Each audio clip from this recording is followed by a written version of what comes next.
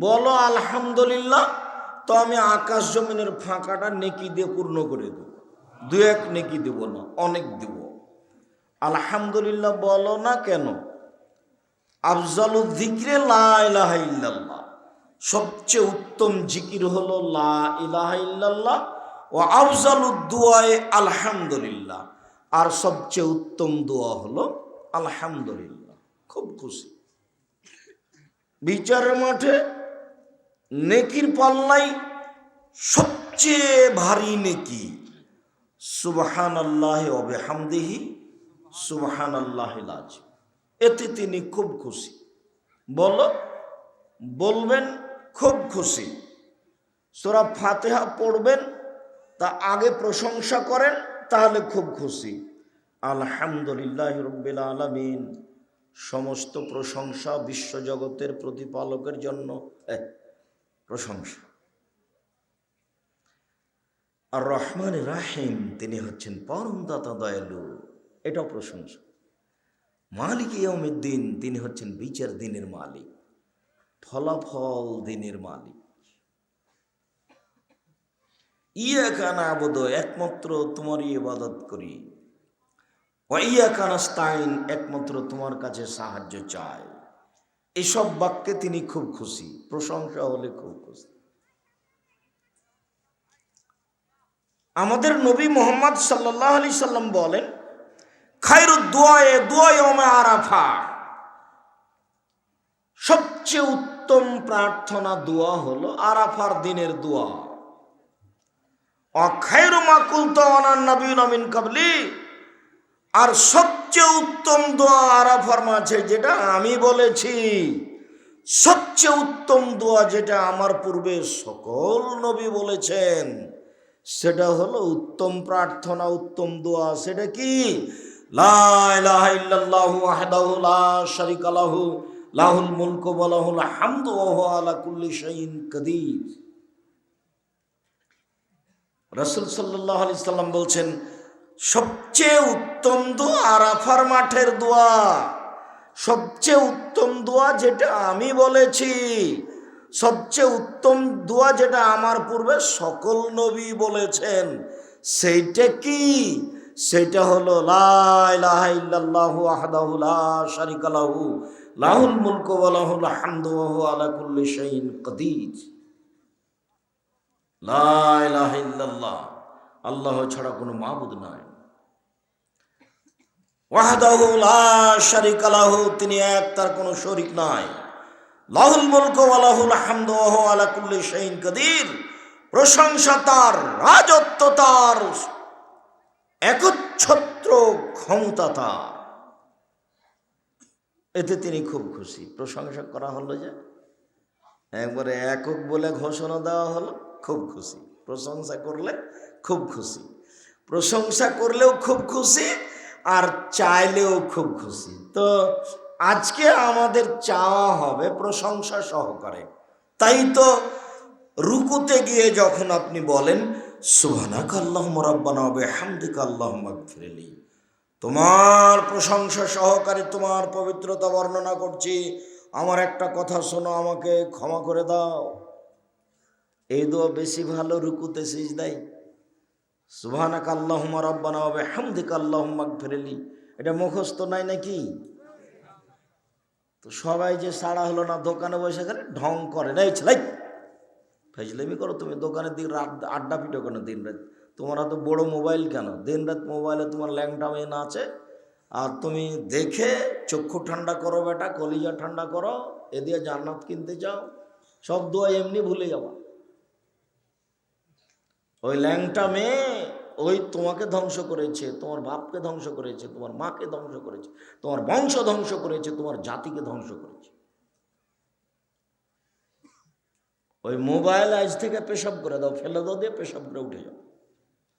চাঁপাইনবাবগঞ্জে বক্তব্য দিচ্ছিলাম, তো বিবাহতে বরের সাথে মহিলারা যায়, তার নাম ডুলি বিবি, চাঁপাইনবাবগঞ্জ, ওর নাম ডুলি বিবি। তো আমি বললাম যে ডুলি বিবি শব্দটা ভুলে যেতে হবে। কি করে গো? ডুলি বিবি শব্দ আজকে পেশাব করে দাও, দিয়ে আর কোনোদিন এটা তোমরা ব্যবহার করবে না। বর যাবে মহিলা ছাড়া। 20-30 বছর পরে কে যদি বলে যে ডুলি বিবি, তখন আর একজন বলবে ডুলি বিবি তাই কি, এরকম যেন ভুলে যায়। যেমন মারিয়াম বলেছিল, মারিয়াম যখন সন্তান নিয়ে গ্রামে ঢুকলেন তখন জনগণ বলল, ছি ছি ছি ছি ছি, তোমার বাপ তো ভালো মানুষ ছিল, তোমার মা তো ভালো মানুষ ছিল, তুমি অবৈধ সন্তান নিয়ে বাড়িতে ফিরলে, জেনার সন্তান নিয়ে।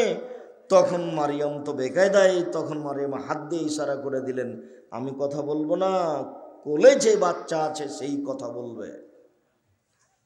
তখন ঈসা আলাইহিস সালাম বললেন, আমি হচ্ছে আল্লাহর বান্দা, আমি নবী।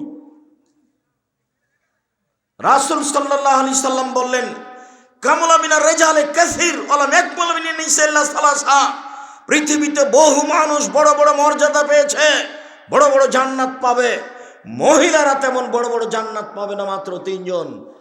এক, বিনতে ইমরান, ইমরানের মেয়ে মারিয়াম। দুই, ইমরাত ফেরাউন, ফেরাউনের স্ত্রী আসিয়া। তিন, ফজল আয়েশা আলা সাইরিন নিসায়ে কাফজলি সারিদে আলা সাইরি তমে। আয়েশার সম্মান পৃথিবীতে সকল মহিলার উপরে, সারিদ খাদ্য যেমন সকল খাদ্যের উপরে, সারিদ খাদ্য যেমন পৃথিবীতে সবচেয়ে দামি, আয়েশা রাদিয়াল্লাহু তাআলা আনহা পৃথিবীতে সবচেয়ে দামি। তো তিনজনের মধ্যে একজন মারিয়াম চলে আসলেন, যে মারিয়ামকে গ্রামবাসী বলছে, ছি ছি ছি ছি ছি, তুমি এত খারাপ, তুমি অবৈধ সন্তান নিয়ে গ্রামে ঢুকলে, তোমার মা তো কত ভালো মানুষ ছিল, তোমার মা বাপ তো কত ভালো মানুষ ছিল। তখন মারিয়াম বলছে, কুনতু নাসিয়াম মানসিয়া, আমি জাতির সামনে সন্তান কি করে দেখাবো, আমি এমন হয়ে যেতে চাই পৃথিবীর কেউ যেন আমাকে না জানে যে আমি মারিয়াম, এইভাবে ভুলে যেতে চাই। মারিয়াম তার গতিতে কথা বললেন, কিন্তু আল্লাহ মারিয়ামের মর্যাদা কত বেশি করেছেন তা মানুষ জানে না। মারিয়ামের খালু জাকারিয়া তার ঘরে যখন ঢুকলেন, দেখলেন অসময়ে ফল দেখা যাচ্ছে। শীতের দিনে রাজশাহীর ফজলি আম, কি ব্যাপার মারিয়াম, তোমার ঘরে শীতের দিনে অসময়ের ফজলি আম কেন? ওখানে কিন্তু ফজলি আম ছিল না, আপনি ফের উল্টা বুঝিয়েন না। অসময়ের ফল থাকতেও পারে। তখন উনি বলছেন, হাযা মিন ইনদিল্লাহ, এটা আল্লাহর পক্ষ থেকে। তার মানে মারিয়ামকে আল্লাহ সরাসরি নিজের থেকে খেতে দেন। তাহলে মারিয়াম কত দামি মানুষ। আল্লাহ মারিয়ামকে বলছেন, চিন্তা করছো কেন, হুজিয়া লাইকে তুসাবাদা লাইকে রতাবান জানিয়ে, খেজুর গাছে একটু এভাবে আঘাত করতে থাকো, টপ টপ টপ টপ করে তাজা খেজুর তোমার সামনে পড়বে। কত যে তার মর্যাদা আল্লাহ বেশি করে দিয়েছেন। যদিও খাদিজার সম্মান তিনজনের চেয়ে বেশি মনে হয়, এই হাদিসে আসেনি। খাদিজা রাদিয়াল্লাহু তাআলা আনহার সম্মান এই তিনজনের চেয়ে বেশি মনে হয়, যদি অত্র হাদিসে আসেনি। কেন? আল্লাহ নবী বলছেন যে, আয়েশা শোনো শোনো, আয়েশা তোমাকে জিবরাইল সালাম দিল। তখন আয়েশা বলছেন, আলাইকা আলাইহিস সালাম, আপনার উপরেও সালাম, জিবরাইলের উপরেও সালাম। আপনি তো জিবরাইলকে দেখতে পান, আমি তো দেখতে পাই না। তখন এক বিছানে তিনজন, আল্লাহর নবী, জিবরাইল, আয়েশা রাদিয়াল্লাহু তাআলা, এক বিছানে, এক লেপের নিচে তিনজন। কে কে? জিবরাইল আলাইহিস সালাম, মুহাম্মদ সাল্লাল্লাহু আলাইহি সাল্লাম, আয়েশা রাদিয়াল্লাহু তাআলা। এক খাটে এক বিছানে তিনজন, কিন্তু আয়েশা রাদিয়াল্লাহু তাআলা দেখতে পান না। তাহলে আয়েশা রাদিয়াল্লাহু তাআলা অনেক দামি মানুষ, জিবরাইল এসে সালাম দেন। এবার দেখেন, আবু হুরায়রা রাদিয়াল্লাহু তাআলা আনহু বলেন, জিবরাইল আলাইহিস সালাম আল্লাহর নবীর কাছে এসে বলছেন, আল্লাহর নবী, ওই যে ওই যে ওই যে ওই যে দেখেন খাদিজা আপনার কাছে আসছে, ওই যে তার হাতে একটা বাটি আছে তরকারির, আপনার জন্য তরকারি নিয়ে আসছে। শোনেন, যখন খাদিজা আপনার কাছে আসবে তখন আপনি বলবেন, খাদিজা আল্লাহ তোমাকে সালাম দিয়েছেন, জিবরাইল তোমাকে সালাম দিয়েছেন, তোমার জন্য জান্নাতে একটা ঘর বানানো হয়েছে হীরা মুক্তা মাণিক্য দিয়ে, যেখানে কোনো হইচই নেই। এবার কত বেশি হয়ে গেছে জানেন?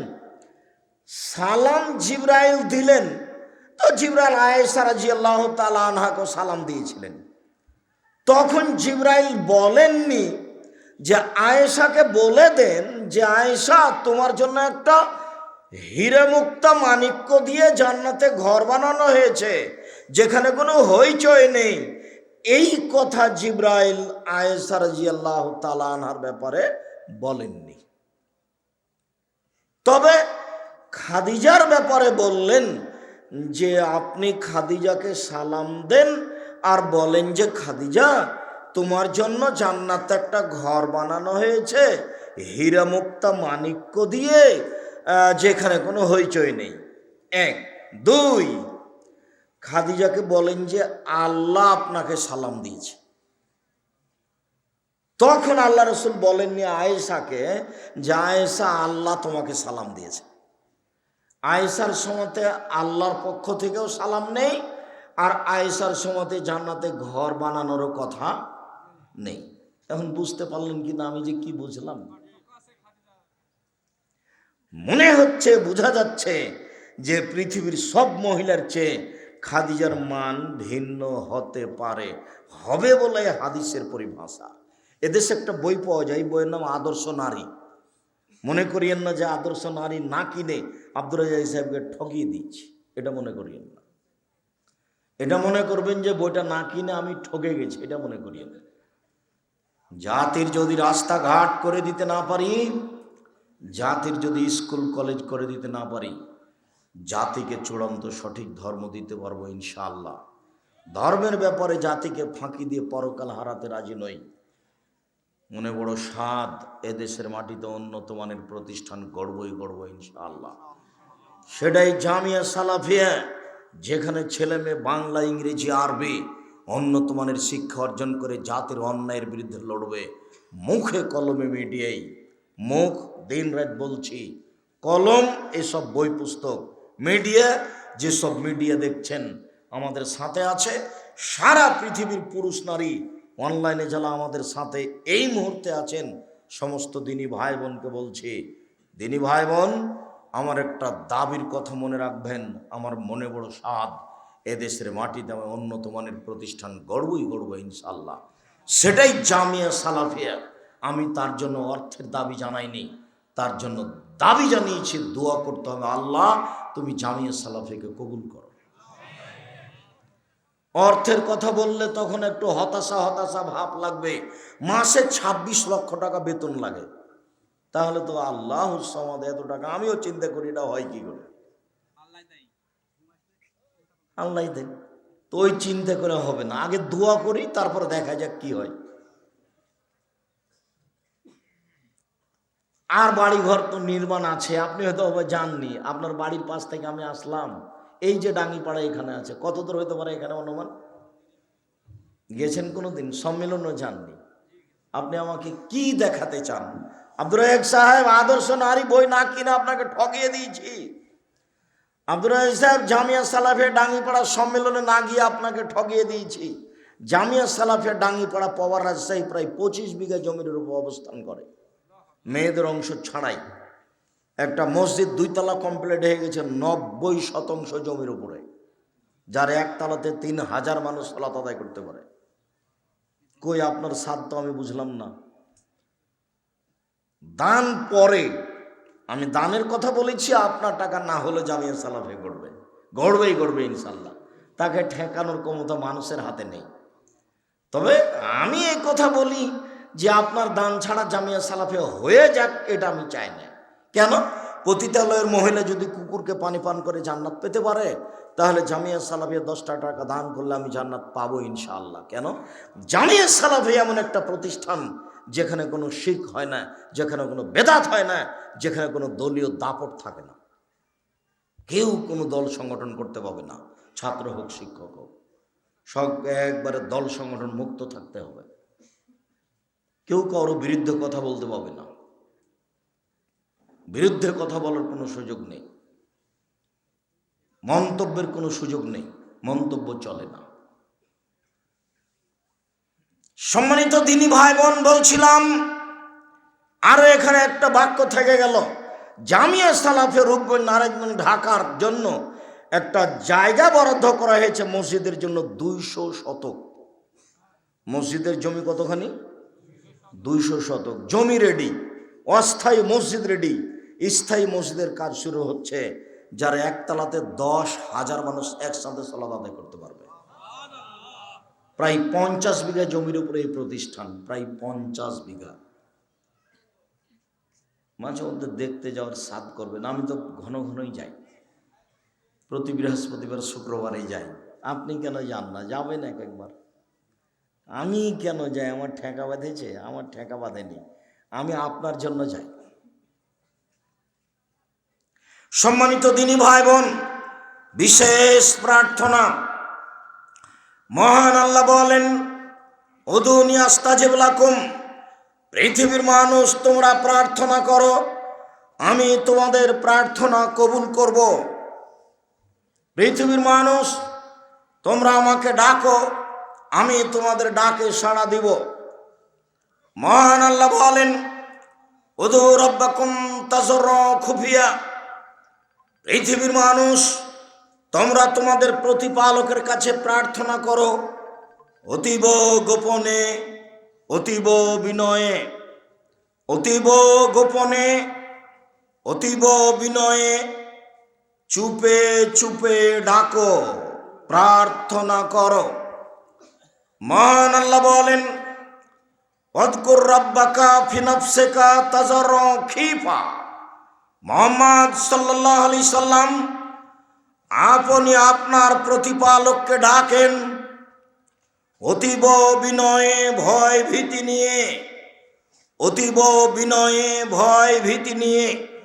ওয়াদুনাল জাহর মিনাল কওলি বিল গুদুবি ওয়াল আসাল, নীরবে ডাকুন, সরবে নয়। চুপে চুপে ডাকুন, শব্দ করে নয়। নীরবে প্রার্থনা করুন, সরবে নয়। সকালে বলুন, বিকালে বলুন। সকালে ডাকুন, বিকালে ডাকুন। সকালে বিকালে প্রার্থনা করুন। আবু হুরায়রা রাদিয়াল্লাহু তাআলা আনহু বলেন, রাসূল সাল্লাল্লাহু আলাইহি সাল্লাম বলেছেন, পৃথিবীর মানুষ লান ইয়াশাদ্দাদ দ্বীন আহাদুকুম ইল্লা গালাবা আলাইহি, কেউ যেন দিনকে নিজের উপরে কঠিন করে না নেয়। একদিনই অনেক কিছু করবে, তারপরের দিন কিছুই করতে পারবে না, এমন যেন না করে। শোনো, সাদ্দেদু, মধ্যম পন্থায় আল্লাহকে ডাকো। অকারেবু, পরিমিত করে, পরিমাণ মতো ডাকো। অস্তাইনু, আল্লাহর কাছে সাহায্য প্রার্থনা করো। বিল গুদুবি ওয়াল আসাল, সকালে সন্ধ্যায়। ওয়াশাইইম মিনাদ দুলজা, রাতের অন্ধকারে। অত্র বুখারী মুসলিমের হাদিসে এবার 3 বার হয়ে গেল 24 ঘন্টায়। 1 সকালে, 2 বিকালে, 3 রাতের অন্ধকারে। অবিল আসারে হুম ইস্তাগফিরুন, পৃথিবীতে লক্ষ কোটি মানুষ যারা চলে গেছে, আজও আছে, তারা রাতের শেষ অংশে ক্ষমা প্রার্থনা করে। আল্লাহ, রাতের শেষ অংশে সাহারির সময় তোমার কাছে ভিক্ষা চাচ্ছি, ক্ষমা, তুমি ক্ষমা ভিক্ষা দাও। অত্র আয়াতে প্রমাণ হয় লক্ষ কোটি পুরুষ নারী শেষ রাতে প্রার্থনা করে। অত্র বুখারী মুসলিমের হাদিসে প্রমাণ হয় সকালে ডাকো, বিকালে ডাকো, রাতের অন্ধকারে ডাকো। শেষ রাতে ডাকো, রাতের অন্ধকারে ডাকো। জাবের রাদিয়াল্লাহু তাআলা আনহু বলেন, রাসূল সাল্লাল্লাহু আলাইহি ওয়াসাল্লাম বলেছেন, ইন্না ফিল লাইলি লাসা, নিশ্চয় রাতে একটা সময় রয়েছে, লা ইয়াফিকুহু রাজুলুল মুসলিম, যে কোনো পুরুষ, যে কোনো নারী, যে কোনো পুরুষ, যে কোনো নারী ওই সময়ে ইয়াসআলুল্লাহ খায়রান মিন আমরিদ দুনিয়া ওয়াল আখিরা, ইহকালের কল্যাণ চাই, একটা গাড়ি বাড়ি চাই, জমি জায়গা চাই, টাকা পয়সা চাই, শত্রুমুক্ত চাই, ছেলেকে বড় হওয়া চাই। ওই সময়ে পুরুষ নারী যা চাই ইহকাল ও পরকালে ইল্লা তাহু, আল্লাহ সেটা দেনি, দিবেনি। যাও দিলাম। একাধিক হাদিসের ভাবে মনে হচ্ছে সেইটা রাতের 3 ভাগের 2 ভাগ পার হওয়ার পরে।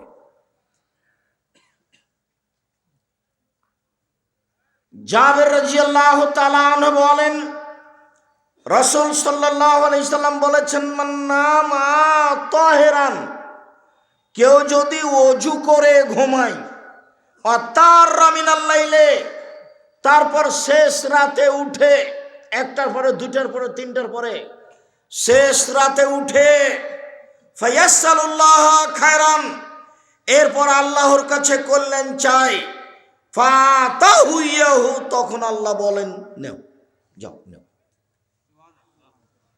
আগের হাদিসের আর এই হাদিসের মধ্যে একটু তফাৎ হলো। আগের হাদিসে কিন্তু ওযু করে ঘুমানোর কথা ছিল না।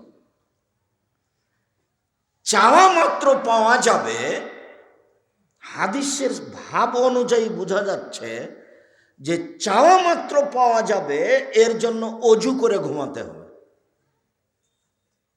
বোঝা যায় কথা? মহিলারা আছে না আজকে? ওরা আসেনি? লজ্জাবোধনে আপনাকে আমি অনেক ভালোবাসি, আপনি আমার দিনী বোন। আপনি আব্দুর রাজ্জাক সাহেবকে ভালোবাসেন, তাই আপনি বক্তব্য শুনতে এসেছেন, কিন্তু আপনি এইভাবে আসলেন কেন? আর এইভাবে চলে গেলেন কেন? দেবর ভাসুরের সাথে ভ্যানে চড়ে চাপাচাপি হয়ে আসলেন কেন? দেবরের মোটর সাইকেলে আসলেন কেন? ঢং ঢং করে গল্প করতে করতে আসলেন কেন? ঢং ঢং করে গল্প করতে করতে যাবেন কেন? এই কোন স্বভাব? এগুলো কোন অভ্যাস? এসব নোংরা স্বভাব কেন? ফ্যাশন বোরকা পরে আছেন কেন? এই মেয়ে, এই বোরকা পরে তুমি কি বুঝাতে চাচ্ছ? বোরকা পরে ঢিলা ঢালা, 2 দিন বাঁচতে এসেছো, ঢং করতে এসেছো? কালকে ছিল 20 বছর বয়স, আজ হয়েছে 40, দেখতে দেখতে আসি, তারপর নেই, দেখতে দেখতে নেই। এসব দুনিয়ার 5 পয়সা দাম দিতে হবে না। ফেরাউন ডুবে গেছে ক্ষমতা দেখিয়ে, কেউ ক্ষমতাও দেখাবেন না, আর আপনি রূপ চেহারা দেখাবেন না।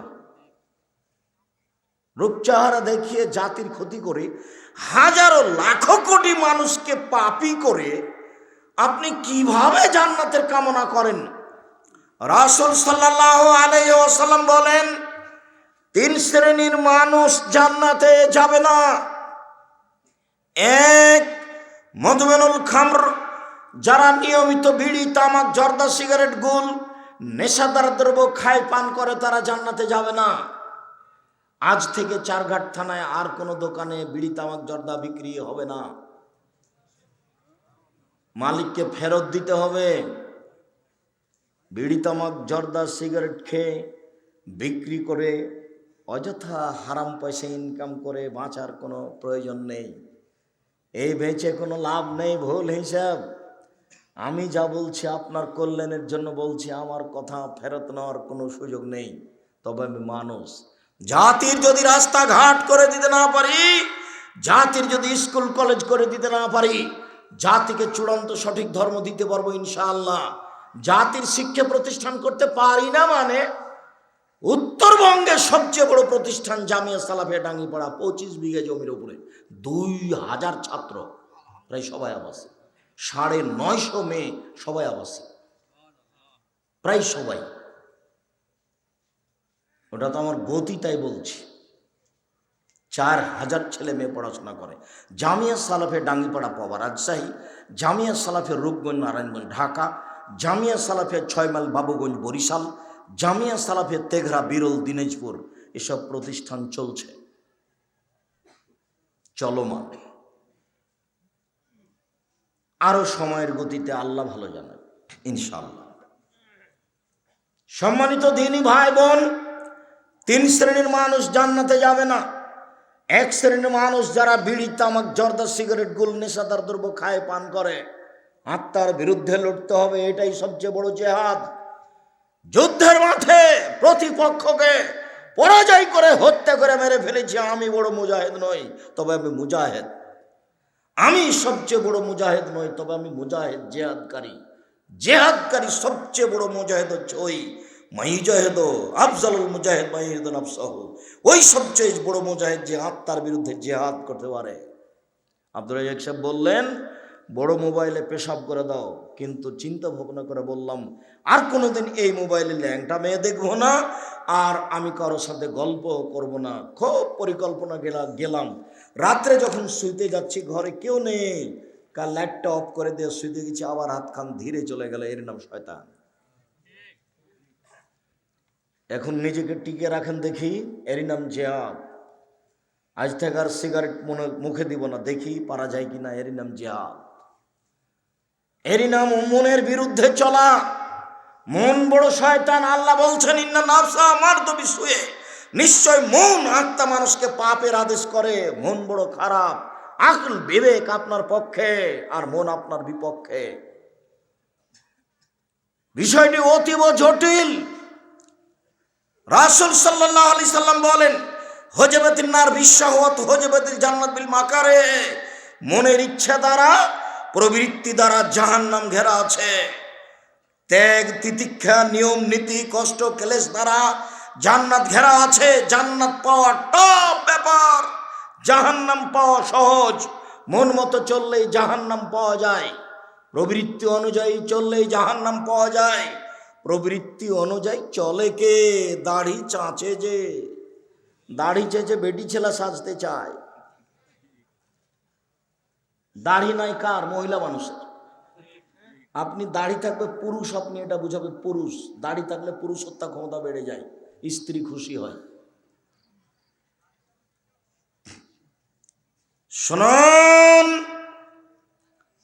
দোকানে বসে আড্ডা পিটে যে মন মতো চলে সে, মন মতো চলে যে জাহান্নামে যাবে সে। দোকানে বসে বাড়িতে ল্যাংটা মেয়ে দেখে যে, মন মতো চলে সে, মন মতো চলে যে জাহান্নামে যাবে সে। সুদ ঘুষ খায় যে, মন মতো চলে সে, মন মতো চলে যে জাহান্নামে যাবে সে। টাকনোর নিচে প্যান্ট পরে যে, মন মতো চলে সে, মন মতো চলে যে জাহান্নামে যাবে সে। নগ্ন পোশাক পরে যেসব মহিলারা, মন মতো চলে তারা, মন মতো চলে যারা জাহান্নামে যাবে তারা। ফ্যাশন বোরকা পরে ঢং দেখিয়ে চলে যারা, মন মতো চলে তারা, মন মতো চলে যারা জাহান্নামে যাবে তারা। শুনুন, রাসূল সাল্লাল্লাহু আলাইহি সাল্লাম বলেন, হজবতের নার বিশাহওয়াত, মনের ইচ্ছে দ্বারা জাহান্নাম ঘেরা আছে। মন মতো চলাই বিনিময় হলো জাহান্নাম। মনের বিরোধিতা করতে পারে যে, সেই হলো সবচেয়ে বড় মুজাহিদ। মনের বিরোধিতা করতে পারে যে, সেই হলো সবচেয়ে বড় মুজাহিদ। আজ থেকে আর আমি বিড়ি সিগারেট পান করব না, খাবো না। কেন? আমি পশু প্রাণী নই, আমি কথা বুঝি। বুঝেও বুঝে না ওরা, অন্তর আছে বুঝে না। দেখেও দেখে না ওরা, চক্ষু আছে দেখে না। শোনেও শোনে না ওরা, কান আছে শোনে না। উলায়েকা কাল আনাম, তারা পশু প্রাণীর মতো, তারা গরু ছাগলের মতো, তারা কুকুর শ্রীগালের মতো, বালহুম আযাল, বরং তার চেয়ে খারাপ। বুঝেও বুঝা না যে সে তো পশু প্রাণীর মতো, গরু ছাগলের মতো। বুঝলাম যে বিড়ি সিগারেট জর্দা আর খাবো না, এরপরে একটু পরে আবার খাচ্ছি, তাহলে বুঝেও বুঝেনি আমি কি তাহলে গরু ছাগল? গরু ছাগল বুঝে না। কতদিন আপনাকে আমি এই কথা বললাম, আমার নিজের কথা বলছি। আমার আব্বা কৃষক মানুষ, জমি চাষ করার পরে গরু ছেড়ে দিলে আমরা মাঠে গরু নিয়ে চড়াতাম। যখন গরু ধানের ক্ষেতের দিকে যেত, তখন বলতাম, থেমে গেছে, একটু পরে আবার যাচ্ছে। তার মানে বুঝেও বুঝেনি, তাই তো গরু। ও তো বুঝলো, কিন্তু আসলে এইভাবে বুঝেনি যে যেতে হবে না। বুঝে থেমেছিল, একটু পরে আবার যেতে লাগলো, এই জন্য ও গরু। আমি তো বুঝলাম যে বিড়ি সিগারেট এগুলো খাওয়া হবে না, তারপরে আবার খাচ্ছি কেন? তাহলে কি আমি পশু প্রাণীর মতো? হ্যাঁ, পশু প্রাণীর মতো, তবে পশু প্রাণী নন। কেন? পশু প্রাণী কোনো দিনই বুঝবে না, আর আপনি ইচ্ছা করলে বুঝতে পারবেন। এই জন্য আল্লাহ আপনাকে কুকুর সিরিয়াল বলেননি, বলেছেন কুকুর সিরিয়ালের মতো। বুঝেও বুঝে না, ওরা অন্তর আছে বুঝে না, দেখেও দেখে না, ওরা চক্ষু আছে দেখে না, শুনেও শুনে না, ওরা কান আছে শুনে না। উলাইকা কারানাম, তারা পশু প্রাণীর মতো, তারা গরু ছাগলের মতো, তারা কুকুর সিরিয়ালের মতো, বালহাজাল, বরং তার চেয়ে খারাপ। সম্মানিত দিনী ভাই বোন, 3 শ্রেণীর মানুষ জান্নাতে যাবে না। 2, ওর রাজরাত মিনান নিসায়, উপস্থিত বৈঠকের মুসলিম বোন আপনাকে বলছি, পুরুষের বেশধারী নারী জান্নাতে যাবে না। যারা পুরুষের জুতা স্যান্ডেল পরে, যারা পুরুষের শার্ট প্যান্ট পরে, যারা পুরুষের পোশাক পরে, তারা জান্নাতে যাবে না। 3, ওর দায়ুস আল্লাযী ইউকিরু ফাইলাল খাবাসা, যে তার বাড়িতে বেহায়াইর সুযোগ দিয়েছে, সে দায়ুস জান্নাতে যাবে না। 3 শ্রেণীর মানুষ জান্নাতে যাবে না। 1, যারা নেশাদার দ্রব্য খায় পান করে। 2, যারা পুরুষের বেশধারী নারী। 3, যারা দায়ুস, চিল্লে দিতে চলে গেছে 3 মাসের মেয়ে, ঠিকই রাজশাহী বিশ্ববিদ্যালয়ে ঘুরে বেড়ায়, এ নাকি পরহেজগার মানুষ, তাহাজ্জুদ পড়ে। তাহাজ্জুদ তুলে রাখতে হবে। 3 শ্রেণীর মানুষ জান্নাতে যাবে না। উপস্থিত বৈঠকের মুসলিম বোন, এই মেঘ কথা বলছো কেন? তোমাকে তো বলছি, চুপ থাকো। কি ঢং পেয়েছ? কতবার বলেছি যে আপনার উপর দিয়ে যদি আর একটা মহিলা গায়ের উপর দিয়ে চড়ে চলে যেত, আপনি মুখ খুলবেন না, মুখখান বন্ধ করে রাখেন। আপনি গল্প করছেন কেন? এটা আপনার লজ্জাবোধ হয় না, শরমবোধ হয় না? মুখ বন্ধ করে রাখেন। আপনি জানেন যে আব্দুর রাজাক বিন ইউসুফ এসেছে, হয় আমাকে মুখ বন্ধ করে থাকতে হবে, নাহলে কেটে পড়তে হবে। যতই সমস্যা ঘটুক, কেউ যদি গায়ের উপরে পা দিয়ে চলে যায়, তবু আপনি মুখ খুলবেন না। কিছুক্ষণের জন্য আপনাকে আমি মুখ বন্ধ করতে রেখেছি, বলেছি, অনুরোধ করেছি, আপনি কথা মূল্যায়ন করার চেষ্টা করুন। আপনার জন্য আমি এসেছি, আপনার কিছু না কিছু আমি উপকার করবই করব ইনশাআল্লাহ। রাসূল সাল্লাল্লাহু আলাইহি সাল্লাম বলেন, পৃথিবীর মানুষ সিনফান মিন আহলিন নার লা মারাহুমা, 2 শ্রেণীর মানুষ, ওরা জাহান্নামে যাবে, আমি তাদের দেখিনি। পৃথিবীর মানুষ মনে রেখো, 2 শ্রেণীর মানুষ আছে, ওরা জাহান্নামে যাবে, আমি তাদের দেখিনি। 2 শ্রেণীর মানুষ আছে, ওরা জাহান্নামে যাবে, আমি তাদের দেখিনি। 1, কওমুন মাহুম সিয়াতুন কাদরাবিল বাকারে, 1 শ্রেণীর মানুষ, তাদের হাতে থাকবে লাঠি গাভীর লেজের মতো, একদিক মোটা একদিক চিকন, এদ্রবে নাস, তা দিয়ে তারা মানুষকে মারবে, এরা জাহান্নামে যাবে। প্রশাসনের মানুষের হাতে এমন লাঠি থাকে, যারা কলেজ বিশ্ববিদ্যালয়ে পড়ে দাঙ্গাবাজি করে, তাদের হাতে এমন লাঠি থাকে। যারা দলীয় দাপট দেখায়, তাদের হাতে সময়ে সময়ে এমন লাঠি দেখা যায়। যাদের হাতে এমন লাঠি থাকে, তারা জাহান্নামে যাবে। যা দিয়ে তারা মানুষকে মারে, গাভীর লেজের মতো লাঠি থাকে, একদিক চিকন একদিক মোটা, এরা জাহান্নামে যাবে। দলীয় দাপট দেখিয়ে, ক্ষমতা দেখিয়ে চলে যারা, মন মতো চলে তারা, মন মতো চলে যারা, জাহান্নামে যাবে তারা। 1 মিনিটের জন্য ক্ষমতা দেখাবেন না, দাম্ভিকতা দেখাবেন না, স্বেচ্ছাচারী স্বৈরাচারী হিসেবে চলার চেষ্টা করবেন না। ফেরাউন ডুবে গেছে আপনার দলীয় দাপটে। হাজারো মানুষ আজকে রাজশাহী জেলে আছে, 20 বছর থেকেও নিজেও জানে না আমি কেন জেলে। জজ জানে না ঘটনা কি, উকিল জানে না ঘটনা কি। আপনি সাজিয়েছেন মামলা, শুধু আপনি জানেন। আপনি সাক্ষী এভাবে সাজিয়েছেন, সাক্ষী বলছে আমি 2 চোখে মারতে দেখেছি, অথচ যাকে 1 নাম্বার আসামি বানানো হয়েছে সে তখন রংপুরে ছিল। কিভাবে সাক্ষী বলছে যে আমি 2 চোখে দেখেছি? আপনার দাপট কত! দলীয় দাপটে এই ক্ষমতায় মামলা চালু হয়ে গেল, আজীবন জেলে হয়ে গেল, জেল হয়ে গেল। সে ইচ্ছা মতো স্ত্রীর মাথায় একটু হাত দিতে পারে না, ছেলের মাথায় একটু হাত দিতে পারে না, ছেলের গায়ে একটু হাত বোলাতে পারে না। নিজের ছেলে, নিজের মেয়ে, নিজের স্ত্রী, দিন দিন বছর বছর পার হয়ে যায়।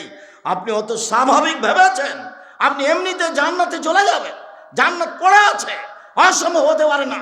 এই নোংরা, এই স্বৈরাচারী, এই স্বেচ্ছাচারী, এই বদমাইশি, এই শয়তানি, এই অভদ্র, খারাপ, জঘন্য, নেককার নীতি বাদ দিতে হবে। মাটির মানুষ এভাবে থেকে যেতে হবে। কয়দিন আর বাঁচবো? এই তো গেলাম। কিসের ক্ষমতা আপনার? আপনার বাপ হলো মাটির তৈরি, আর আপনি হলেন শুক্রকীট, বীর্য, এই খারাপ জিনিস দ্বারা তৈরি করা হয়েছে আপনাকে। আল্লাহ দিন রাত বলছে যে আমি তোমাকে একেবারে খারাপ জিনিস, দুর্গন্ধময় জিনিস থেকে তোমাকে বানিয়েছি, আর তোমার বাপকে মাটি দিয়ে বানাচ্ছি। দিন কতবার যে আল্লাহ বলেছেন কোরআন মাজিদে, কিসের ক্ষমতা তোমার? তোমার বাপকে বানিয়েছে মাটি দিয়ে, আর তোমাকে বানিয়েছে খারাপ কিছু দিয়ে, পচা পানি দিয়ে তোমাকে বানিয়েছি যার গন্ধ আছে। তোমার কিসের দাম? তোমার কিসের ক্ষমতা? তুমি এত দাপট দেখাও কেন? তোমার কেন দলীয় দাপট? তোমার কেন দলীয় ক্ষমতা? তোমার কেন অর্থের ক্ষমতা? তোমার কেন বিদ্যের ক্ষমতা? তোমার কি আছে? তোমার বাপকে আমি মাটি দিয়ে বানিয়েছি, আর তোমাকে আমি শুক্র কীট খারাপ কিছু দিয়ে বানিয়েছি। তোমার কোনো ক্ষমতাই নেই। তুমি একেবারে মাটির মানুষ হয়ে থাকবা, 2 দিন বাঁচবা, একবারে নিঃস্ব হয়ে থাকবা, কারোর সাথে হইচই নেই, কিচ্ছু নাই, একেবারে মাটির মানুষ। ভাইটা যে হয়ে গেল, আল্লাহ ভরসা। ভাই যে আপনার ছেলে মেয়েকে এভাবে মেরে দিল, বিচার ওপরে হবে। আপনি তো দেখছেন যে বয়স আপনার সেদিন ছিল 40, আজকে হয়ে গেছে 60। আপনি কি করতে চাচ্ছেন এইভাবে? দলীয় দাপট দেখিয়ে, ক্ষমতা দেখে চলে, যে মন মতো চলে, সে মন মতো চললেই জাহান্নাম হবে। 2 শ্রেণীর মানুষ জাহান্নামে যাবে, আমি তাদের দেখিনি। 1 শ্রেণীর মানুষ যাদের হাতে থাকবে লাঠি। 2, উপস্থিত বৈঠকের মুসলিম বোন শোনেন, আপনাকে বলছি, এইদিকে শোনেন, আপনাকে বলছি। 2, নিসাউন, মহিলা, কাশে এতন, কাপড় পরে থাকে, আর এতন, উলঙ্গ, মমিলাতুন, পুরুষকে নিজের দিকে আকৃষ্ট করে, মায়লাতুন, তারা নিজেরা আকৃষ্ট হয়, লাইট খোলান জান্না, এরা জান্নাতে যাবে না। জান্নাতে তো যাবে না, যাবেই না। ওলা ইয়াজিদনা রিহাহা, জান্নাতের গন্ধ পাবে না। ফাইনা রিহা লা তুজাদু মিন মাসরিতি কাদা ওয়া কাদা, যে জান্নাতের গন্ধ পাওয়া যায় 1 বছরের দূরত্ব পথ থেকে, এটা জান্নাত। এখানে একটা দ্রুতগামী ঘোড়া এখান থেকে দৌড়াতে আরম্ভ করলো, 1 বছর দৌড়িয়ে যত পথ যাবে, সেই পথের মাথায় যদি আপনি দাঁড়ান, তাহলে জান্নাতের গন্ধ পাবেন। এই মহিলারা জান্নাতের গন্ধ পাবে না। আপনাকে বাজার যাওয়া লাগে কেন? আপনি কি করে রাজশাহী শহরে কাপড় কিনতে চলে গেলেন? আপনার স্বামী মরে গেছে, ছেলে কি মারা গেছে, দেবর নেই, ভাসুর নেই, বাপ নেই, চাচা নেই, বেটা নেই, আত্মীয় স্বজন নেই, কোন শরমে আপনি বাজার যান? আপনার একটু লজ্জা হয় না কেন? আস্কারা মাস্কারা লাগিয়ে পুরুষের ধাক্কা খান, আর সারাদিন বাজারে বাজারে ঘুরেন। কই, আমরা তো একদিনও যাই না, তো আছি তো পৃথিবীতে বেঁচে, কোনো দিন নয়। না খেয়ে কি মরে গেছি? বেঁচে আছি তো। কোনো দিন জীবনে 4 স্টলে বসিনি, দোকানদার শুধু নাম জানে, চেহারা দেখেছে কি না কে জানি, তা আছি তো বেঁচে। 97 সাল থেকে নদাপাড়াতে আছি। 4 স্টলের লোককে গিয়ে বলেন তো দেখি, কেন আপনার এই অভ্যাস? কেন আপনাকে ওখানে বসে থাকা লাগে? আপনাকে আমি বলিনি? মানুষের জীবনে জরুরি 3টা কাজ মনে রাখবেন। মানুষের জীবনে জরুরি 3টা কাজ। 1, 5 ওয়াক্ত সালাত, নামাজ। পৃথিবীতে এর চেয়ে জরুরি কাজ মানুষের জীবনে নেই। 2, হালাল রুজি। 3, কোরআন তেলাওয়াত। 4, 2 জন যেখানে বসে আছে সেখানে না বসা। এটা সবচেয়ে জরুরি কাজ, এই 4টে। 2 জন যেখানে বসে আছে সেখানে যাবেন না। কেন? 2 জনের মধ্যে গল্প হয়তো এমন চলছে যে ওই লোকটা খারাপ, তখন আপনি গিয়ে বলছেন ঠিকই বলেছিস, আসলেই খারাপ। এখন জান্নাত যান দেখি, যা নেকি করেছেন, হজ টজ দান খায়রাত সব গেছে, ও তো আর সামলাতে পারবেন, ও তো আর একজনের বদনাম। যা করেছেন সব বিচারের মাঠে নেকিটা ওকে দিয়ে জাহান্নামে যেতে হবে। ওটা মানুষের মান সম্মানের হানি হয়েছে। ফেসবুকে লিখে দিতে পারলেই হয়। এই চ্যানেলে যেগুলো 2-1টা কথা লেখা, আমি তো কোনোদিন দেখিও না, আমি বুঝবো না, বুঝিও না। আমার মোবাইল রিং হলে আমি অন করতে পারি, আমি তো আপনার নাম্বারটাও সেভ করতে পারি না। কেউ যখন একটু কিছু বলে তখন আমি বুঝতে পারি যে কে কি বলছে। তাছাড়া ও দিন রাত আমার বিরুদ্ধে বলুক না কেন, আমি কিছুই জানি না। আমি কোনোদিন কাউকে হিসাবও করি না। ও যদি সারা জীবন আমাকে গালি দেয়, তা আমি তার নামটা নিয়ে কিছু বলবো, এটা আমি প্রয়োজন মনে করি না, আমি প্রয়োজনই মনে করি না। ও যদি বলতে বলতে বলতে বলতে আমাকে ধুয়ে ছেড়ে দেয়, দিয়ে বলে দেয় যে চাঁপাইনবাবগঞ্জের একটা আস্ত মূর্খ মানুষ, এই যদি বলে, তবু আমি আর আমার গায়ে একটু রাগ ধরে না। গায়ে একটুকু রক্ত রাখিনি, সব পুজ রেখে দিই যেন প্রতিক্রিয়া না করে। মানে হিসাবই করি না, আমি ধর্তব্যে রাখি না তাকে, তার নামটা না আমি প্রয়োজনে মনে করি না, এমনি বেঁচে আছে অটোমেটিক, এমনিতেই। না দলীয় ক্ষমতা আছে, না বংশীয় ক্ষমতা আছে, না আর্থিক ক্ষমতা আছে, অর্থ নেই, টাকা পয়সাও নেই, নিঃস্ব মানুষ এমনি আছে। কোটি কোটি টাকা খরচ হয় আমার হাতে, আমি একেবারে নিঃস্ব মানুষ, কোনো ক্ষমতা নাই, ক্ষমতা দিয়ে কিছু করতে আমি রাজি নই। খুব যখন চাপ দিয়ে মেয়েগুলো বলে বিমানবালা মেয়েগুলো বলে যে মাস্ক পরেন, মাস্ক পরেন, মাস্ক পরেন, এখনই পরেন, তখন আমি বলি দেখো মাস্ক পরে আমি ভাগ্য বাড়াতে রাজি নই। তখন বলে স্যার নীতি, স্যার নীতি, আমাদের বিমানের নীতি, খুব বলে। তো তারপরে চাপ দিয়ে ওই মাস্কটা আমার হাতে দিয়ে রাখে।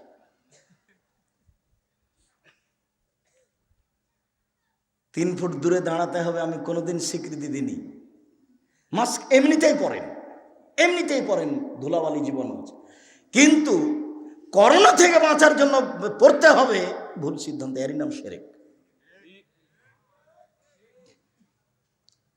যদি আপনি পাথরের মধ্যে ঢুকে যান, আর পৃথিবীর সৃষ্টির 50,000 বছর পূর্বে যদি আপনার নামে করোনা লেখা থাকে, মাস্ক তো বহু দূরের কথা, পাথরের ভিতরে ঢুকে গেলেও আপনাকে করোনা ধরবে।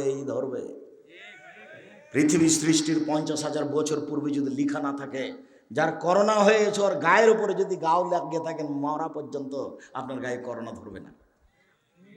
এরই নাম তাকদীর। এভাবে বেঁচে থাকার জন্য প্রস্তুত আছি, আল্লাহ ভালো জানে। ইনশাআল্লাহ যদি কোনোদিন হয়ে যায় তাহলে বলবো যে আমি ওর পাশে ছিলাম সেই জন্য নয়, আমারও লেখা ছিল সেই জন্য আমি এই কথা বলবো। আর যখন 2020 সালে এগুলো দেখা দিয়েছিল, তখন আমি বলেছিলাম কেউ মারা গেলে জানাজা আমি গোসল দিতে আমি প্রস্তুত, আর যাকে করোনা হয়েছে তার সাথে আমি খেতে প্রস্তুত, একসাথে এক প্লেটে, আমার অন্তরে একটু ধাক্কা খাবে না। সম্মানিত দিনী ভাই বোন, উপস্থিত বৈঠকের মুসলিম বোন, 2 শ্রেণীর মানুষ জাহান্নামে যাবেই, তার মধ্যে আপনার লিস্টে তালিকাটা এসেছে, আপনি খুব সাবধান থাকুন।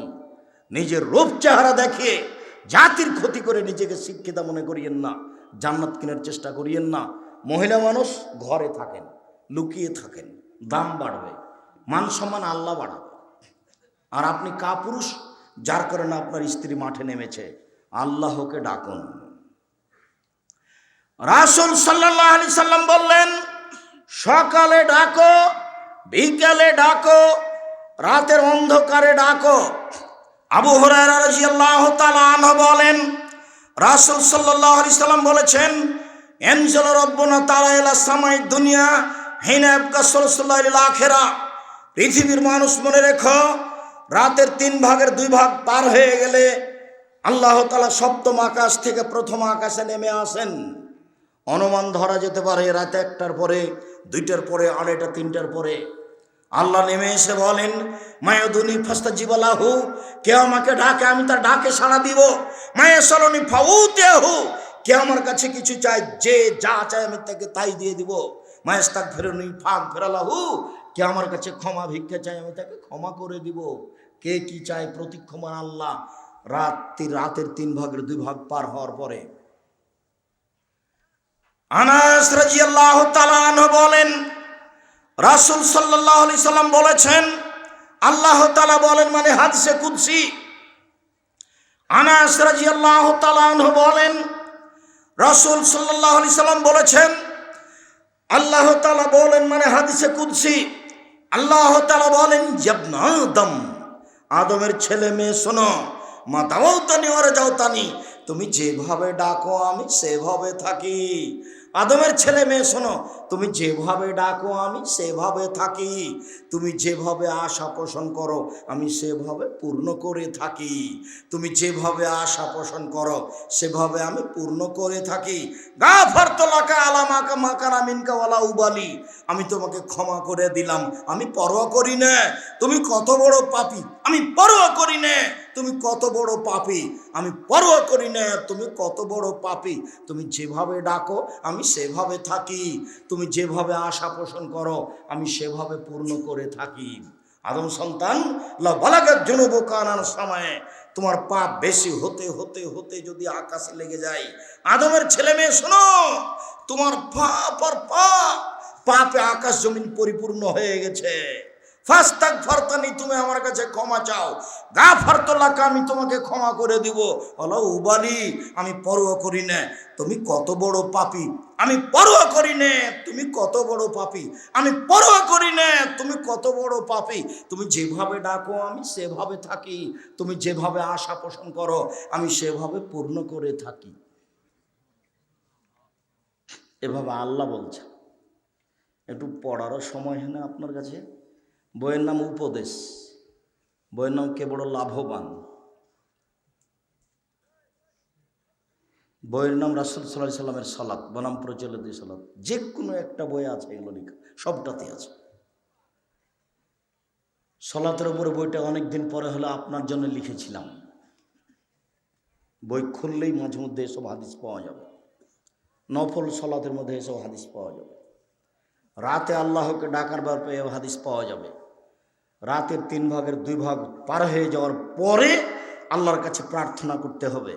হাত তুলে প্রার্থনা করুন, হাত তুলে দোয়া করা চলবে না সবাই মিলে। তাই সালাতের পরে, জানাজার পরে, সভা সমিতির পরে, ঈদের বাচ্চা বসো, তুমি আমার চেয়ে ক্লান্ত হয়ে গেছো বাচ্চা ছেলে। আমি তো খুলনা বাগেরহাট থেকে এসেছি, এসে ক্লাস করেছি সম্পূর্ণ। ক্লাসের পরে গোসল করে সালাত আদায় করে আমি একটু জরুরি কাজে শহরে গেছি। শহর থেকে ঘুরে এসে আমি আপনার এখানে আসছি, এসে কথা বলছি। তা আপনি বেশি ক্লান্ত কি? আপনি আমাকে প্রয়োজন দেখাতে চাচ্ছেন? দোকানে বসে একটু চা খেতে হবে সেই জন্য আপনি চা খেয়েছেন, আজকে এটা অপরাধ। আজকে আপনাকে চা খেতে হবে কেন? আজকে মিষ্টি কিনতে হবে কেন? আজকে জিলাপি কিনতে হবে কেন? এটা খারাপ স্বভাব। এই স্বভাব হলো খারাপ, এর নাম খারাপ স্বভাব। এর নাম হলো চাঁপাইনবাবগঞ্জের ভাষাতে আর স্বভাবই খারাপ। কেন এটা প্রয়োজন? কেন প্রয়োজন? এরই নাম হচ্ছে মন মতো চলা। আজকে মিষ্টি নিতে হবে কেন? আজকে জিলাপি কিনতে হবে কেন? আজকে দোকানে বসে আড্ডা ফিরতে হবে কেন? 4টা জিনিস মনে রাখেন। 1, 5 ওয়াক্ত সালাত, 2 হালাল রুজি, 3 কোরআন তেলাওয়াত। কোরআন তেলাওয়াতের পরে নিচে নামতে নামতে কত দূর গেছি? সূরা ইখলাস। কিছুই যদি না পারি 1 মিনিটে 3 বার, একবার কোরআন মাজিদ পড়ার সময় নেকি হয়ে যাবে। নেকি আপনি লুটে নেন না, আল্লাহর রহমতের অভাব নাই। আপনার ব্যাগ বোকচা সব নেকিতে ভর্তি করে নেন, আল্লাহর রহমতের অভাব নাই। আপনি মনে করিয়েন না যে ইখলাস 1 মিনিটে আমি 3 বার পড়ে দেব, তাতে একবার কোরআন মাজিদ পড়ার সময় নেকি হবে 30 পারা। আপনার সাহসী হবে না। কেমনে পড়বো? 1 মাস লাগবে, বছর লাগবে। 1,99,999 জন মানুষ একবার পড়ে না বছরে।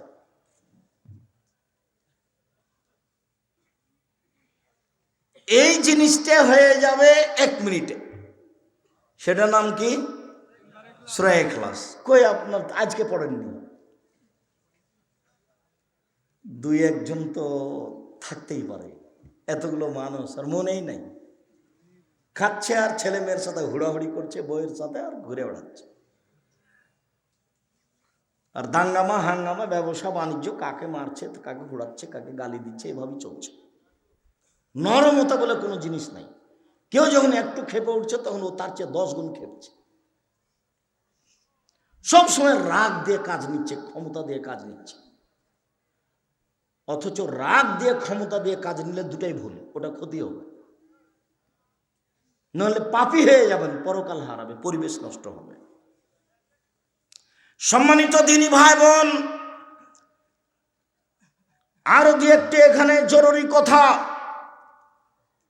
অন্তত 2 রাকাত সালাত আদায় করুন রাতে, অন্তত সময় নির্ধারণ করে দিচ্ছি। রাসূল সাল্লাল্লাহু আলাইহি ওয়াসাল্লাম যেভাবে বলেছেন। আয়েশা রাদিয়াল্লাহু তাআলা আনহা বলেন, কানান নবী সাল্লাল্লাহু আলাইহি ওয়াসাল্লাম ইসাল্লি মিনাল লাইলি আন ইয়াফরুগা মিন সালাতিল ইশায়ে ইলাল ফজরে 11 রাকাত।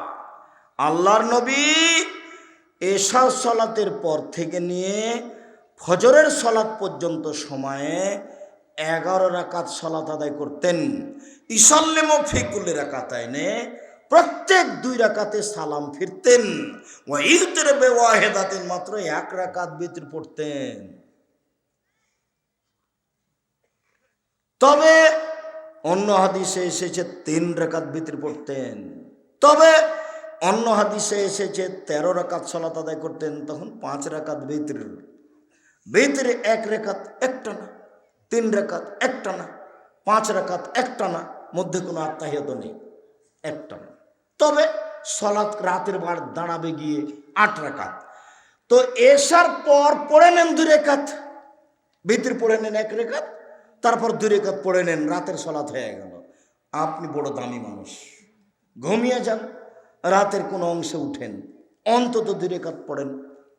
এই 2 রাকাতের একটা দলিল দিই, তারপর আমি কথা বলছি। আবু হুরায়রা রাদিয়াল্লাহু তাআলা আনহু বলেন, রাসূল সাল্লাল্লাহু আলাইহি ওয়াসাল্লাম বলেছেন, ইজাস্তাইকাজা আহাদুকুম,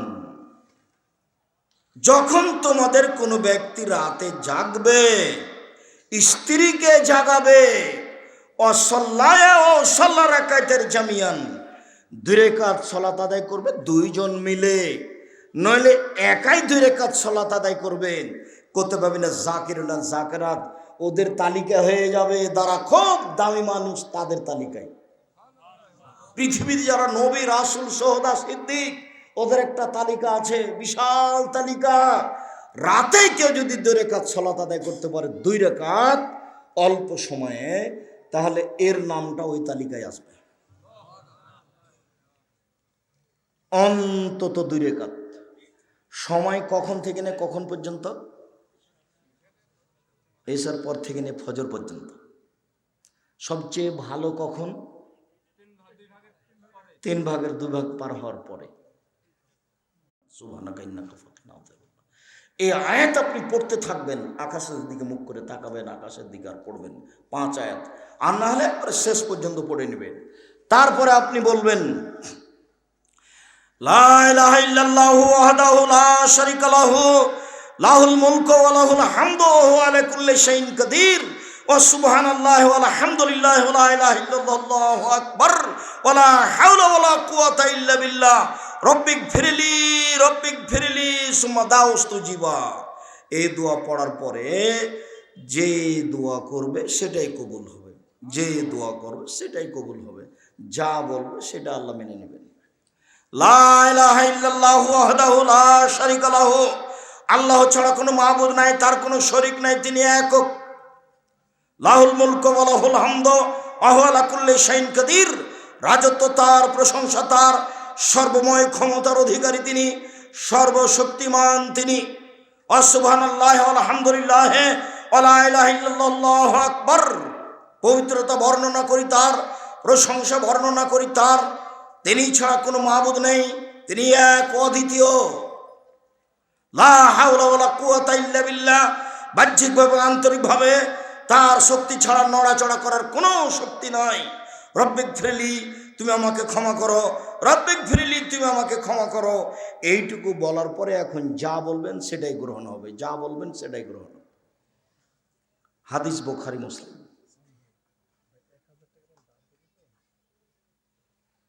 এছাড়াও লম্বা দোয়া আছে, ওটা যদি পড়তে পারেন ভালো। আল্লাহু লাকাল হামদু আনতা কাইয়ুমুস সামাওয়াতি ওয়াল আরদি ওয়া মান ফিহিন্না, ওয়া লাকাল হামদু আনতা নূরুস সামাওয়াতি ওয়াল আরদি ওয়া মান ফিহিন্না, ওয়া লাকাল হামদু আনতা মালিকুস সামাওয়াতি ওয়াল আরদি ওয়া মান ফিহিন্না, ওয়া লাকাল হামদু আনতাল হাক্কু ওয়া আদকাল হাক্কু লিকাউকা হাক্কুন ওয়া কাওলুকা হাক্কুন, ওয়াল জান্নাতু হাক্কুন ওয়ান নারু হাক্কুন ওয়া নাবিয়ুনা হাক্কুন ওয়াস সাআতু হাক্কুন ওয়া মুহাম্মাদুন হাক্কুন। আল্লাহুম্মা লাকা আসলামতু ওয়া বিকা আমানতু ওয়া আলাইকা তাওয়াক্কালতু ওয়া ইলাইকা আনাবতু ওয়া বিকা খাসামতু ওয়া ইলাইকা হাকামতু ফাগফিরলি মা কাদ্দামতু ওয়া মা আখখারতু ওয়া মা আসরারতু ওয়া মা আ'লানতু ওয়া আনতা আ'লামু বিহি মিন্নি, আনতাল মুকাদ্দিমু ওয়া আনতাল মুআক্খিরু, লা ইলাহা ইল্লা আনতা ওয়া লা ইলাহা গায়রুকা। রাসূল সাল্লাল্লাহু আলাইহি সাল্লাম ঘুম থেকে উঠে এটা পড়তেন, জীবনটা এমনি চলে গেল। ঘুমার সময়তে আপনি পড়ছেন আল্লাহুম্মা বিসমিকা আমুতু ওয়া আহইয়া, তোমার নামে মারা যাচ্ছি, তোমার নামে জীবিত হব। এইটাই মনে থাকে না, কত ছেঁচড়া মেচড়া করে দিনটা পার করছেন। গল্প গুজার মাধ্যমে, গালি গোলজের মাধ্যমে এটাই মনে থাকে না। আল্লাহ রসুল অজু করার পরে ডান কাতে শুয়ে যেতেন, তারপর বলতেন আল্লাহু লাকা আসলামতু ওয়া বিকা আমানতু, আল্লাহুম্মা আসলামতু লাকা, আল্লাহুম্মা আসলামতু ওয়াজহাতু ওয়াজহি ইলাইকা ওয়া ফাওয়াজতু আমরি ইলাইকা ওয়ালজাতু জাহরি ইলাইকা রাগবাতান রাহবাতান ইলাইকা লা মালজা ওয়া লা মানজা মিনকা ইল্লা ইলাইকা আমানতু বিকিতাবিকা আল্লাযী আনজালতা ওয়া নাবিয়্যিকা আল্লাযী আরসালতা। এই দোয়া পড়ে আল্লাহ রসুল ঘুমাতেন ডান কাতে। আপনাকে এমনি মনে হচ্ছে নাকি? রাসূল সাল্লাল্লাহু আলাইহি সাল্লাম রাত্রে ঘুমানোর পূর্বে সূরা মুলক পড়তেন। সূরা মুলক 30 আয়াতের। মুলক নাম শুনেছেন? সূরা মুলক পড়তেন। কবরের শাস্তি হবে না 4টা কারণে। এক, রাতে মুলক সূরা পড়ে যে তার শাস্তি হবে না কবরে। 2, জুমার দিন মারা গেলে কবরে শাস্তি হবে না। 3, পেট ব্যথায় মারা গেলে কবরে শাস্তি হবে না। 4, শহীদ হয়ে গেলে কবরে শাস্তি হবে না। 4টের সিরিয়ালে 1 নাম্বারটা সহজ, বাকিগুলো কঠিন। 1, প্রতি রাতে ঘুমানোর সময় সূরা মুলক পড়লে কবরে শাস্তি হবে না। মনে থাকবে না মনে হয়? 2,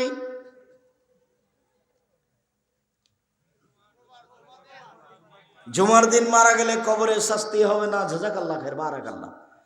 3, পেট ব্যথায় মারা গেলে কবরের শাস্তি হবে না। 4, শহীদ হয়ে গেলে কবরের শাস্তি হবে না। বারাকাল্লাহ, জাযাকাল্লাহ খাইর। যারা মনে থাকবে না তারা খালি বলবেন কি গো, কি 4টে, কি?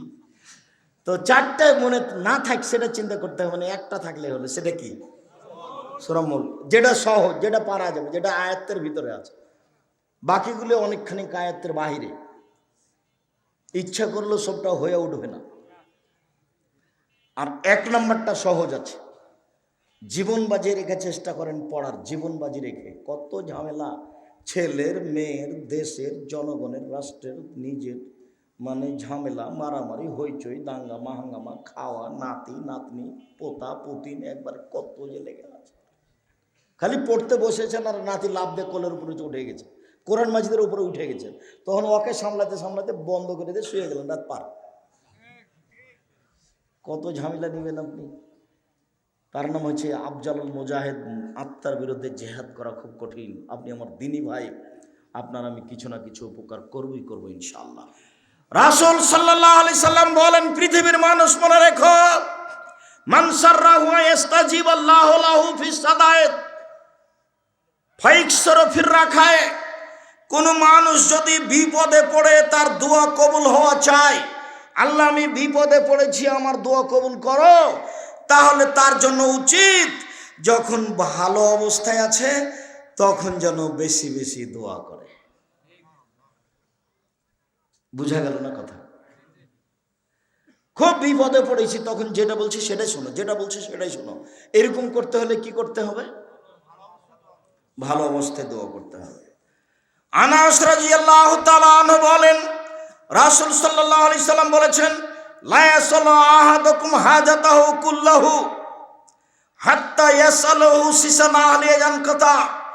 তোমাদের প্রত্যেক ব্যক্তি আল্লাহর কাছে যেন সব কিছুই চায়, যা প্রয়োজন, টাকা পয়সা, গাড়ি বাড়ি, জমি জায়গা, স্ত্রী বউ, ছেলে মেয়ে, সব আল্লাহর কাছে চায়। এবার নিচে নামতে লাগলেন, চাইতে চাইতে চাইতে চাইতে স্যান্ডেলের ফিতে যদি ছিঁড়ে যায় সেটাও যেন আল্লাহকে বলে যে স্যান্ডেলের ফিতেটা ঠিক করে দাও।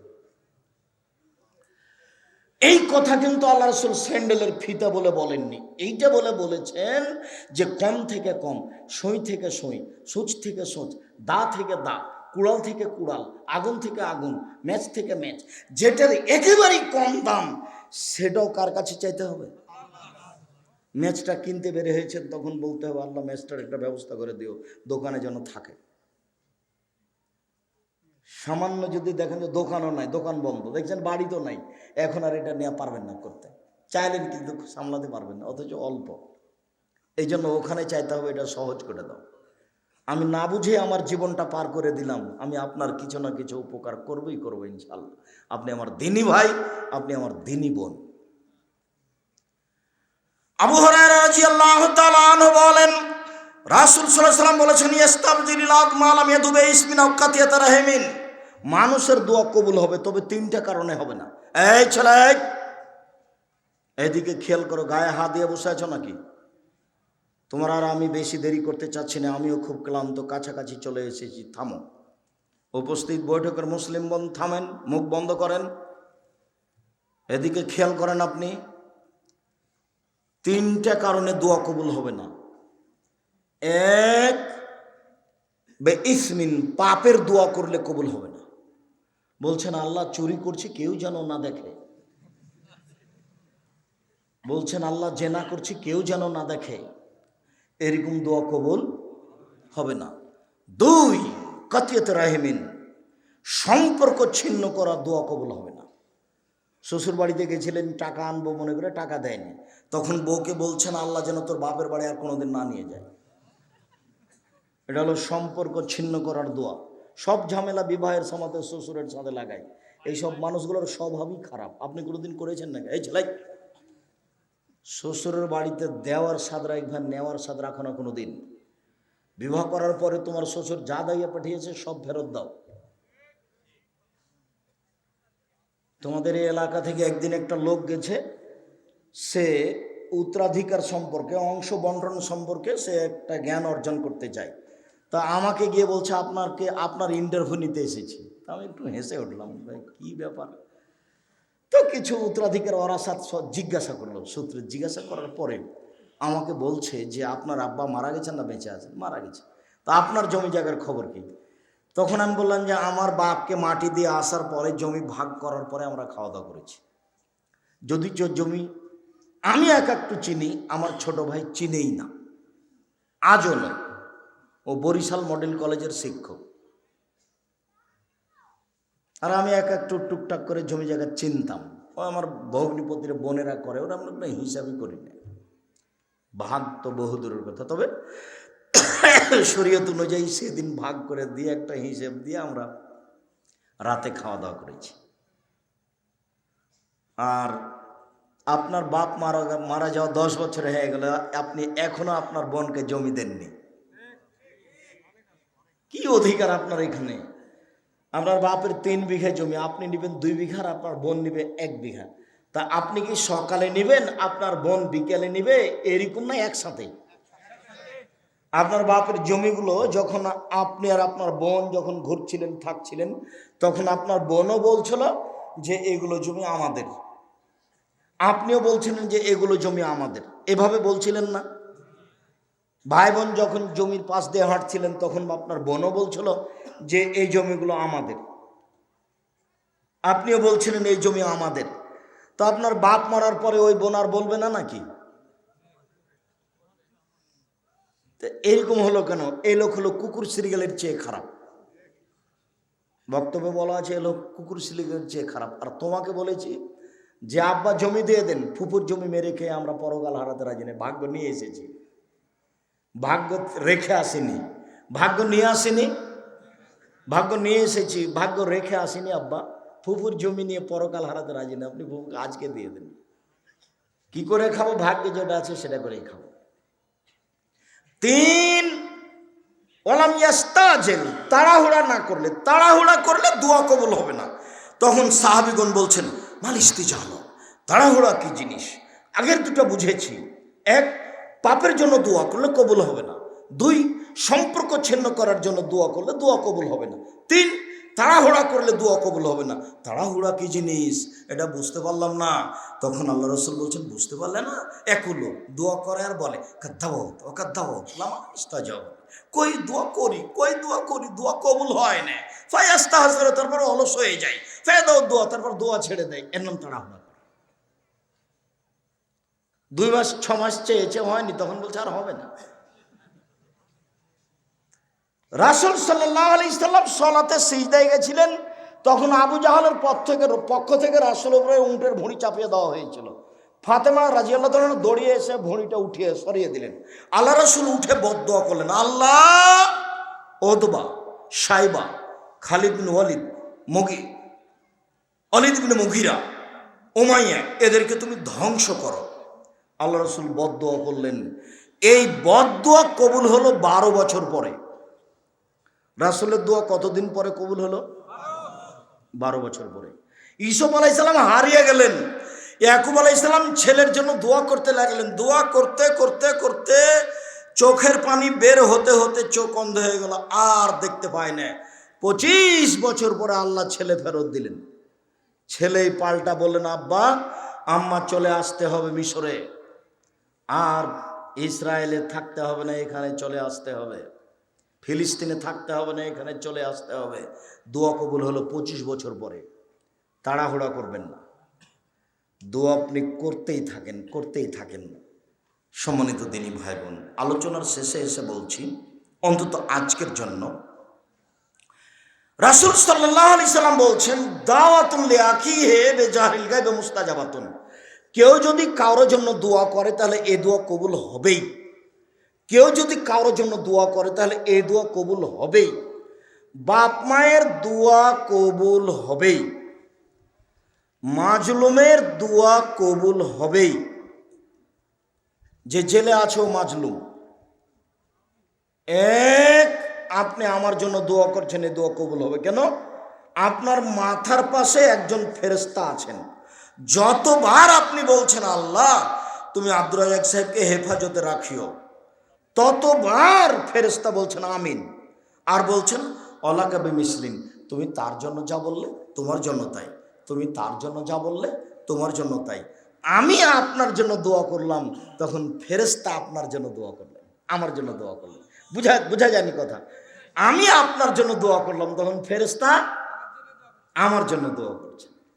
কিন্তু আমি দল করি যে যার জন্য মনে হয় ওর জন্য দোয়া করবো, ওরও বিপদে পড়লে ঠিক আছে, ঠিক ঠিক। হ্যাঁ, এই জন্য আমি অনুরোধ করেছি, নিজে উপার্জন করেন হালাল রুজি, কে কি করছে এটা দেখতে চায় না, সাথ দিতে হবে। একটা সিগারেটের জন্য সারাদিন এভাবে নেচে বেড়ালেন, এটা হলো? আর একজনের ব্যাগ বহন করলে সারাদিন আহাল পরিবার বাদ দিয়ে, ছেলে মেয়ে বাদ দিয়ে। আমি 1 মিনিটের জন্য এটা করতে পারবো না, করিনি কোনোদিন, এটা করতে পারবো না। রুজি উপার্জন করব ব্যবসা করে। কিভাবে? ব্যবসা করে 25 বছর পরে কোটি কোটি টাকার মালিক হব। আর এখন শুরু করব কি দিয়ে? চকলেট, কলা। তাহলে কি হবে না? ঋণ নিতে হবে না। ঋণ নিয়ে ব্যবসা করলে আর জান্নাত হবে না। জানাজাই হবে না, তো জান্নাত বহুদূরের কথা। জান্নাত হবে না, জানাজা হবে না, সব বাতিল। ব্যাংকে চাকরি করে, সরকার লোন দিয়েছে, বাড়ি একটা বানিয়েছে 5 তলা, কত যে খুশি, বউ খুশি, বেটা খুশি। মেয়ে বিবাহ দেওয়ার জন্য প্রস্তুত, একটুকু বুঝলো না যে আর জানাজাই বাতিল, জানাজাই হবে না। জীবনে লোন নিয়ে কিছু করিয়েন না, বাড়ি গাড়ি জমি জায়গা কিছু করিয়েন না। ব্যবসা বাণিজ্য অল্প পয়সাতে ব্যবসা করেন, দিন রাত দোয়া করেন, ব্যবসা করে উসমান রাদিয়াল্লাহু তাআলার মতো ধনী হব ইনশাআল্লাহ।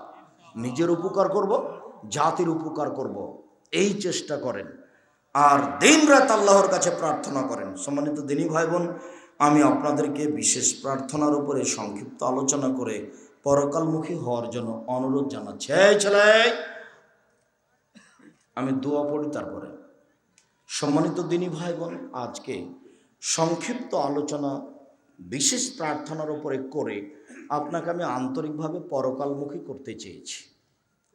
আপনি আপনার প্রয়োজনীয় জিনিসগুলি আল্লাহর কাছে বলেন, আল্লাহ সহজে আপনাকে দিয়ে দিবেন। তবে রাত 12টার পরে করবেন, সব দরজা খোলা। তবে দিন 12টার পরে করবেন, সব দরজা খোলা। তবে আজানের পরে করবেন, সব দরজা খোলা। তবে রাত 2টা পার হওয়ার পরে করবেন, সব সময়, তখন সব কবুল হবে। এই সময়গুলি খুব গুরুত্বপূর্ণ সময়, দেওয়া আছে আইনে রাসূল সাল্লাল্লাহু আলাইহি ওয়াসাল্লাম 2 অধ্যায় বইয়ে। সম্মানিত দিনী ভাই বোন, আন্তরিকভাবে জামিয়া সালাফিয়ার জন্য দোয়া করার অনুরোধ রেখে, জামিয়া সালাফিয়া যদি কোনোদিন সম্মেলন হয় তাহলে যাওয়ার অনুরোধ রেখে, যেসব বই পুস্তকগুলি আছে, আব্দুল্লাহ কথা বলা চলে গেছে, মিন্নাতুল বারি, আব্দুল্লাহর ব্যতিক্রম, বুখারীর ব্যাখ্যা, মিন্নাতুল বারি। এছাড়া উপদেশ বই যদি থাকে দেখেন, অতীব গুরুত্বপূর্ণ বই উপদেশ বই।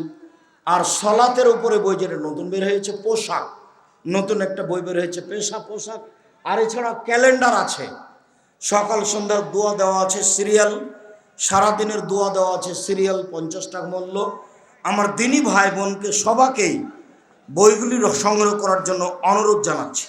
আমি সবাকেই দিনী ভাই বোনকে স্টেজের বাম দিক থেকে বইগুলি সংগ্রহ করার অনুরোধ জানিয়ে আমি কিছু প্রশ্ন